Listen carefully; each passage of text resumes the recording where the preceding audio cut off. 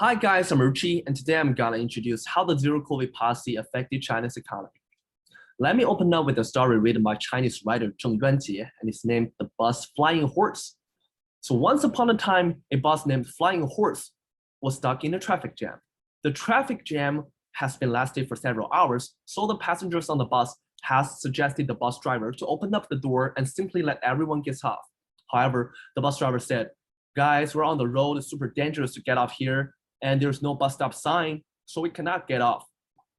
Eventually, it turns out that the traffic jam has lasted for several years, so the people have to live, to eat, to marry, and spend their entire life on this bus. This story was very hilarious, but now it turns out that the Chinese people are becoming these bus passengers, and they cannot get off the bus if the zero COVID policy does not allow them to. If you don't know how strictly the zero COVID policy is operating in China, have a look about this mobile cabin hospital. Everyone that is tested positive in China will be mandatorily assigned to one of these beds and will be isolated with the outer world for a long period of time.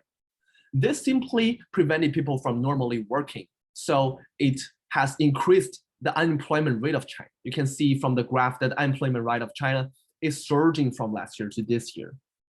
What's more devastating to China's economy is that China has locked down numerous large cities. So you can see from this picture that many goods for imports and exports are stuck in Shanghai because its seaports are locked down. This completely destroyed the supply chain of Shanghai. And as the supply decreases, we know the supply curve will move upward and will further bring the price to move upward.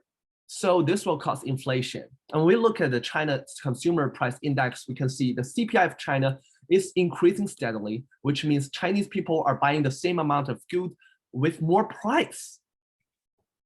The economists estimate Shanghai GDP to shrink by 6% this year, which would translate into a 2% GDP loss for the whole China.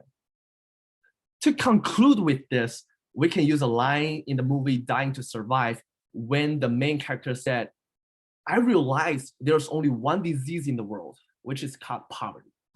So I don't know whether it's good or bad to let every Chinese people to get COVID, but I surely do know it's really bad for China if every Chinese people get stuck into poverty.